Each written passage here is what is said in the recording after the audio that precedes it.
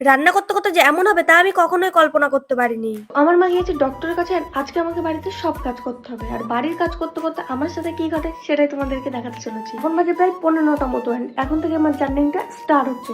তো প্রথমে ব্রাশ করে ফ্রেশ হয়ে নিলাম। আমি ভিডিওর ফার্স্টেই বলে দিয়েছি আমার সাথে কিছু না কিছু আজকে ঘটবে, কারণ প্রতিদিনই ঘটে, সেটাই তোমাদের কাছে দেখাতে চলেছি। ঘরটা ঝাড় দেওয়া কমপ্লিট করে কিছু ভেজা জিনিস ছিল সেইগুলোকে আমি বাইরে মেলে দিলাম। তারপর চলে আসলাম রান্নাঘরে, রান্নাঘরটা ঝাড় দিয়ে পরিষ্কার করে নিলাম। এই দেখো এখন থেকে আমার সাথে সমস্যা শুরু হয়ে গেছে। সবজি ধোয়ার জন্য যে জলটা নিয়ে এসেছিলাম সেটা প্রথমেই ঢেলে গেল। এন্ড এটা তো জাস্ট শুরু ছিল, এখনো তো অনেক কিছু ঘটবে। যেহেতু আজকে আমি বাস রান্না করবো তাই এটা কাটার জন্য বসে পড়লাম। আরে না না, তোমরা আবার এটাকে বাস ভেবো না, এটা ডাটা। এটা খুবই মোটা ছিল তাই একটু বাসের মতোই দেখতে লাগছে। রান্না করার আগে প্রথমে একটু চা খেয়ে নিলাম, তারপর রান্নাটা বসিয়ে দিলাম। রান্না শুরু করতে না করতেই কড়াই উপরে দেখো, আমি তো বলেছিলাম আমার সাথে কিছু না কিছু ঘটবে, তো শুরু হয়ে গেল। তারপর বাবাকে খেতে দিয়ে আমিও খাওয়া শুরু করে দিলাম। খাওয়া দাওয়া কমপ্লিট করে ঘরটা মুছে দেখি তখনই বোন এসছে। ও কিছু হাতের কাজ করেছিল সেটাই আমাকে আবার দেখাতে এসেছিল। যেহেতু একটা পার্টে সবকিছু বলা অসম্ভব তাই নেক্সট পার্টে আমি সবকিছু দেখাতে চলেছি।